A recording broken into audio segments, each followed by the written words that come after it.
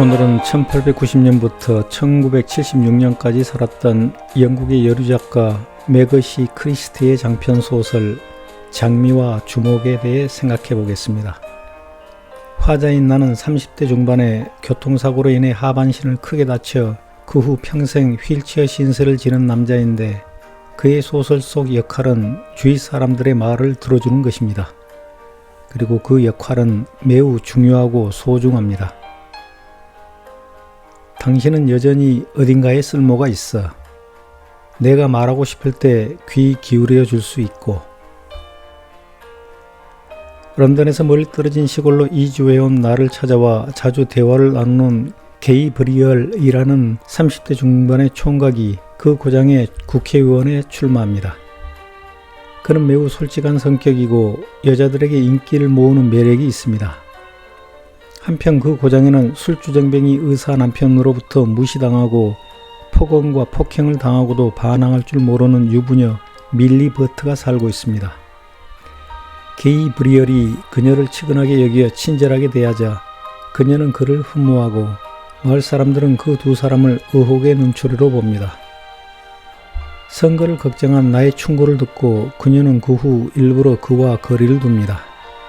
그런데 선거를 사흘 앞둔 어느 날 밤, 밀리 버트의 남편이 술에 취해 난동을 부리자 그녀는 도망쳐 게이브리얼이 있는 곳으로 피신하고 남편이 그곳까지 쫓아옵니다.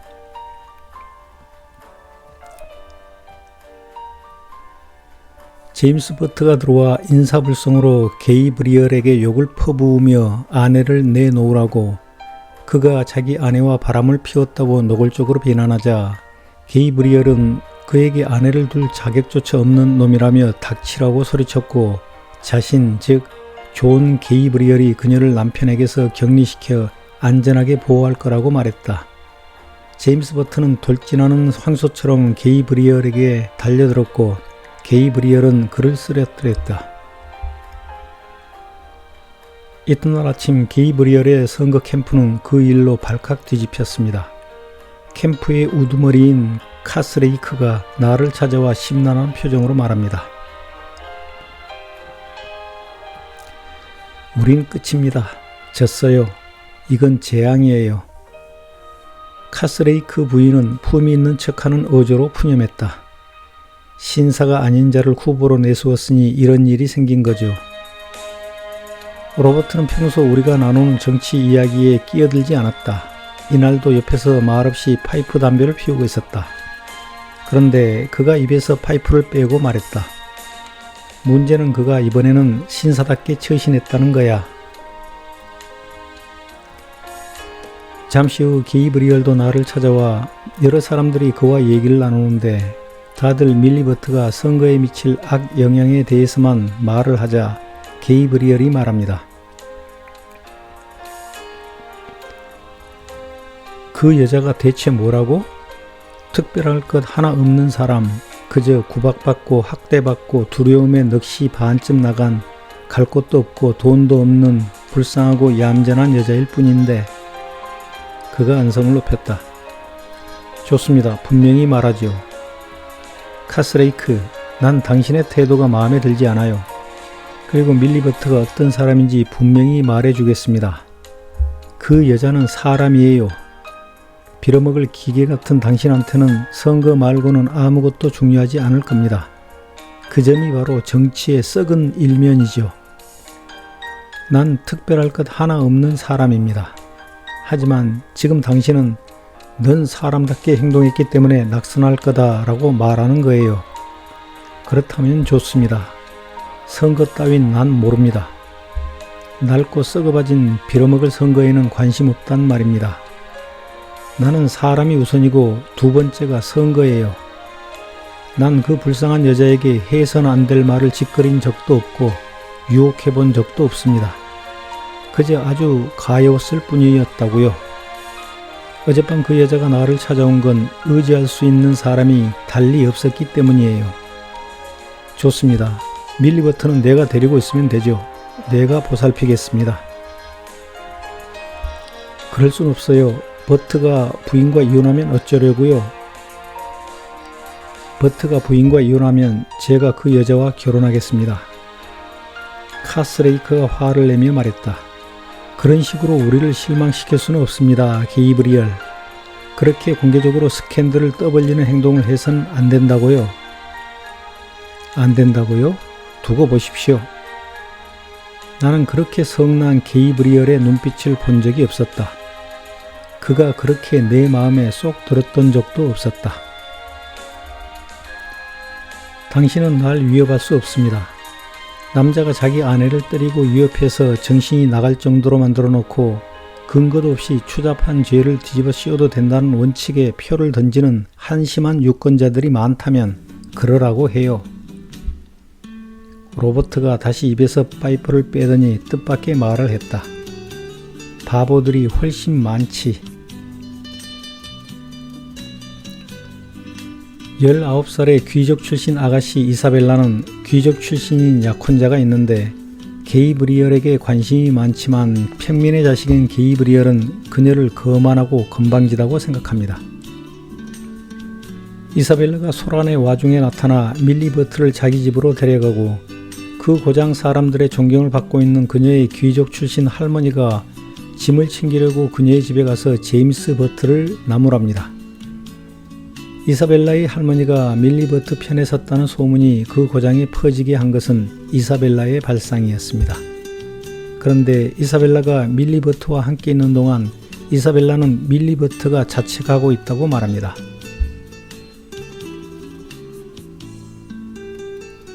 그날 밤 게이브리얼에게 달려갔던 일 모두 자기 잘못이라는 이야기요. 그가 낙선하면 자기 탓이라고. 애초에 신중해야 했고 그 행동이 어떤 결과를 불러올지 알아야 했다고요. 남편에게 더 잘해줬더라면 그가 그렇게 술에 완전히 빠지지는 않았을 거라고요. 화자인 나에게는 교통사고가 나기 전에 밀리버트처럼 자책하는 성격을 가진 제니퍼라는 애인이 있었습니다. 나의 형수이자 로버트의 아내인 테리사가 말했습니다. 제니퍼는 앉아서 매사가 어떻게 잘못됐는지 애태우는 걸 좋아하는 사람이에요. 불행을 곱씹기를 좋아서 하는 거라고요. 하지만 그녀가 그렇게 살아가길 원하는데 안 될 이유 있나요? 도련님도 알겠지만 동정심은 자기 연민에 빠진 사람에게나 느끼는 거예요. 자기 자신을 불쌍하다고 생각하는 사람한테나 가질 수 있는 거라고요. 예전에 나는 제니퍼의 그런 점을 사랑스럽다고 생각했다. 그러나 똑같은 태도의 밀리버트를 보자 그런 태도가 사람을 확실히 짜증나게 한다는 걸 알게 됐다. 나는 냉소적으로 생각했다. 착하고 좋은 사람이라고 생각하는 여자와 내가 사랑하는 여자에 대한 시각 차이겠지. 밀리버트의 태도는 의심할 것도 없이 끝없고 생생한 패배였다. 밀리버트가 나에게 말합니다. 제가 벌인 일에 대해 보상해주고 싶어요. 그분을 위한 일이라면 뭐든 할 거예요. 정말 그럴 거예요. 그를 진심으로 좋아한다면 그 마음만으로 충분해요. 그냥 내버려 둬요. 사랑하면 내버려 둬라 라는 말을 누가 했을까? 심리학자가 어머니들에게 한 충고였을까? 그 말에는 자식 아닌 다른 사람에게도 적용할 수 있는 큰 지혜가 담겨 있다. 형수인 테리사가 밀리버트를 빗대어 이렇게 말합니다. 이 세상의 해악은 약자들이 불러오는 거예요. 그들은 선의를 지니고 있고 아주 낭만적으로 행동하는 것처럼 보이죠. 난 그런 사람들이 두려워요. 그들이야말로 위험하니까. 암흑 같은 바다를 떠다니다 멀쩡한 배를 침몰시키는 표류선 같아요. 선거는 게이브리얼이 이깁니다. 그리고 며칠 후 이사벨라의 결혼식이 예정되어 있는데 그녀가 나를 찾아와 신랑이 아니라 게이브리얼과 떠난다며 작별 인사를 합니다. 이사벨라가 그를 사랑하는 걸까? 나는 의심스러웠다. 게이브리얼에게도 완전히 미친 짓이었다. 정치 생명을 끊는 일이었다. 모든 야망을 팽개치는 일이었다. 그가 왜 이런 미친 짓을 하려는지 나는 이해할 수 없었다. 나는 아무 말도 하지 않았다. 이사벨라는 가족에게 이런 편지를 남겼습니다. 모두에게 고통을 안겨놓고 사죄해봤자 소용없다는 걸 알아요. 정말 죄송하다면 이런 일을 하지 않을 테니까요. 그녀는 주의 따위에는 신경도 쓰지 않았다. 중요한 일로 길을 떠난 사람에게 기차의 의자 커버나 장식이 중요하지 않은 것처럼.